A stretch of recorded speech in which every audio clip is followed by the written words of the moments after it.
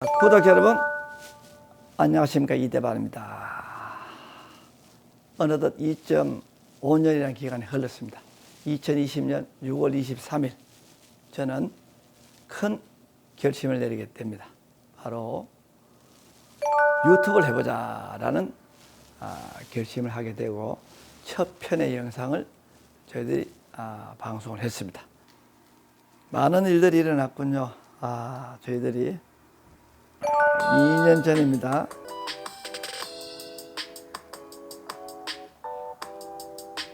많은 시간이 지났습니다. 그리고 많은 일들이 일어났습니다. 저희 방송이 큰 도움이 됐다라고 하시는 분들도 계시고, 보다 별로 도움이 되지 않았다, 오히려 해로웠다라고 하는 분들은 없습니다. 내년에는 10,000명의 구독을 향해서 또 더 열심히 달려가 볼까 합니다. 제가 얼마나 많은 양의 교육을 또 소화해내고 있습니까? 그리고 저희 회사의 난초 재배 생산 판매를 또 해야 되죠. 이 중무 속에서 시간을 쪼개서 이렇게 영상을 만들다 보니 어느덧 이렇게 됐으면 400편 너무나 감사드리고 더 나은 모습으로 저희들은 또 다가가도록 하겠습니다.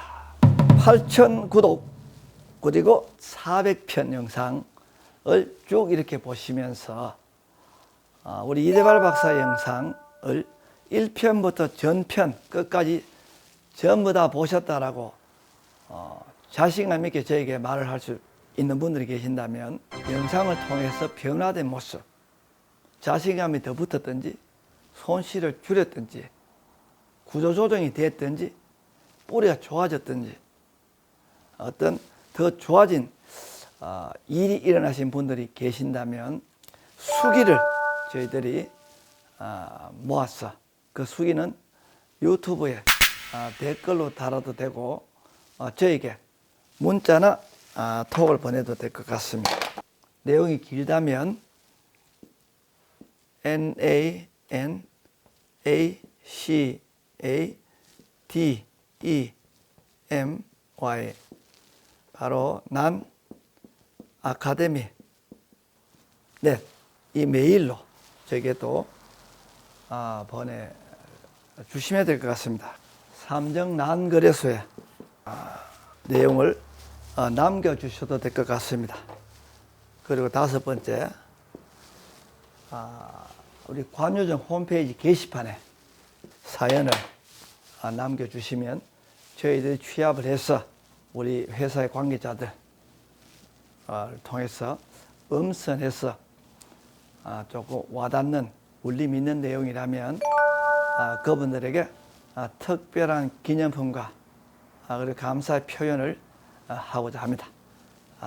참여를 많이 해주셔서 더 많은 분들께서 저희 방송을 통해서 거듭날 수 있는 저 길을 마련해 주신 길 부탁드리겠습니다. 지금 한국에는 역대 유례없는 충격에 휩싸여 있습니다.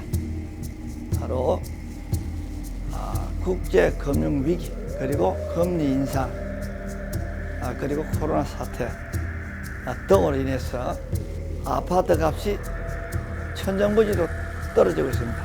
그리고 난초값 얘기가 없습니다.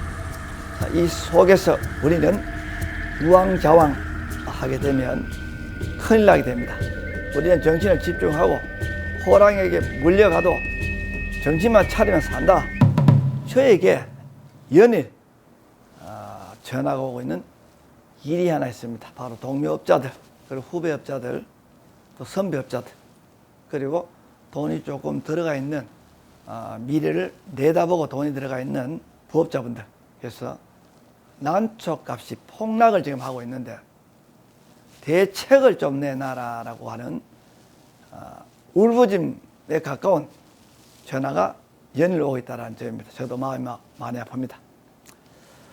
자, 여러분, 지금 이 경제 상황 속에 난초는 어떤 위치에 차지하고 있을까요? 바로 구조조정 1순위에 들어간다는 것입니다. 자녀들 학원도 하나 줄여야 될 판인데 이 난초 구조조정하지 않겠습니까? 해야 되겠죠. 난초는 치명품입니다. 판매하려고 하는 사람이 너무나 많이 몰려져서 시장이 흡수할 수 있는 양이 요 정도인데 팔려고 나오는 양은 이만큼 나오니까 난초 값이 어떻게 되겠습니까? 바로 좌초한다, 무너진다. 자, 이렇다 보니 불안 심리는 더 커지고 너도 나도 쓸만한 것까지도 시장에다 내서 판매를 하는 어처구니 없는 일들이 일어나고 있다는 점입니다. 자, 오늘의 이 사태, 제가 난초 30년 했습니다만 오늘만 있었던 걸까요? 두 번의 사태가 더 있었습니다. 바로 97년 IMF 때 우리 큰 충격이 좀 찾아왔었죠. 그리고 2008년 10년 좀 지나서 11여 년 뒤에 우리가 국제금융위기가 또 찾아왔죠. 그때도 엄청나게 폭락을 했습니다. 그리고 다시 또 10여 년이 지나서 바로 코로나 폭락 사태, 코로나 금리, 그리고 국제환경, 러시아 전쟁, 이런 것들로 인해서 온 충격이 있다는 것이죠. 제가 강의를 하게 되면 또 외부에 강연을 가게 되면 늘 하는 말이 있습니다. 또 많은 질문 속에 늘 받는 질문이 있습니다. 난초값 내리면 어떡합니까? 라고 하는 질문을 받죠.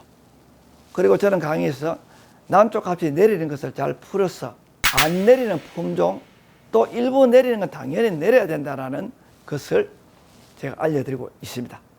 자, 우리가 난초값이 떨어져서 힘든 일들이 반복이 된다고 본다면 지금 대한민국의 가장 농업에서 지금 핫한 이슈가 바로 소가 파동입니다. 우리 한우 먹어서 없애주는 양이 지정되어 있습니다. 그런데 생산되는 양이 2배로 커졌다는 것이죠. 어떻게 소값이 유지가 되겠습니까? 안 되겠죠. 이 소가 파동, 사료값이 나오지 않는다고 합니다. 소 한 마리 키우면 평균 한 달에 6만에서 7만 정도 수익이 났는데 그 6, 7만 원이 안 난다는 것입니다. 또 등급이 나오지 않으면 더 내려간다는 것이죠. 바로 우리 한우에서는 과잉 공급이라는 게 문제가 됐다는 것이죠. 돈이 좀 됐다고 하면 소로 들어온다 이 말입니다. 그렇게 들어왔던 사람들이 점점점 늘어나서 생산하게 되면 언젠가는 수요치와 공급치가 밸런스가 깨지게 되면 또 내려가죠. 그래서 이게 반복이 되죠. 여기에서 늘 이렇게 내려와도 항상 손실이 없이 농장을 유지하고 있는 농가들 따로 있다는 것입니다.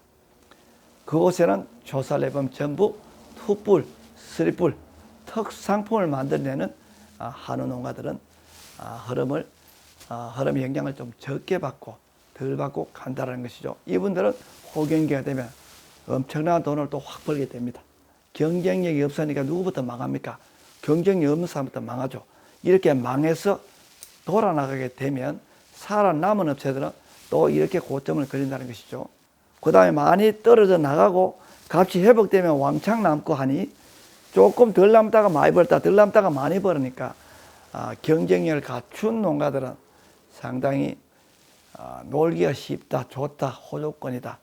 또 더 크게 키울 수 있는 조건이 된다. 지금 이 한우는 제가 예를 드는 것입니다. 혹시 한우에 참여하고 계시는 분들은 오해를 삼가시기 바랍니다. 하나 예를 드는 것이고, 그렇다고 해서 다른 농작물에 예를 들어 가지고는 인지가 쉽게 되지 않기 때문에 제가 예를 드는 것입니다. 그리고 제가 하는 얘기는 한우를 직접 생산하고 큰 피해에 휩싸여 있는 농가 유튜브를 보고 이렇게 제안하기 때문에 너무 노여하지 마시기 바랍니다. 이 파동이 10년 주기로 늘 있어 왔었습니다. 그게 외적인 요인이든 내적인 요인이든 한우에서 우리가 교훈을 당겨서 우리는 잘 기르고 언제든지 팔릴 수 있는 옵션이 높은, 그 다음에 인큐베이터라고 하는 악의적인 업자들이 대량으로 생산하지 않는, 여기에 저촉을 받지 않는 몇 가지 전제 조건을 고려해서 품종을 들여서 이걸 안정적으로 실하게 건강하게 뿌리를 좋게 만들어내서 판매를 한다면 아무리 떨어지는 시절이라도 배를 고를 정도로 가격이 내려가지는 않는다는 점입니다. 우리 어떻으면 2년 만에 본전을 하고 다시 가치를 생산하는 일이 아니겠습니까? 난초를 기르면서 이렇게 똥값이 되니까 힘들어 라고 하는 울분 섞인 목소리를 저에게 전화로 말씀드릴 분들이 계신다면 저는 이렇게 말씀드리고 싶습니다. 여러분, 반드시 교육을 받으시고, 그리고 품종 선택, 어떠한 파고가 와도 별로 문제가 없는 걸 고를 수 있는 능력을 함양하시고, 그리고 반드시 2년 만에 본전을 하시고, 그리고 남긴 것으로 종자를 포트폴리오해서 기대품, 보름달, 국가대표, 올드 품종 싹 갖추시고, 그리고 내리막을 칠 때는 다 보이지 않습니까? 안 사면 되죠.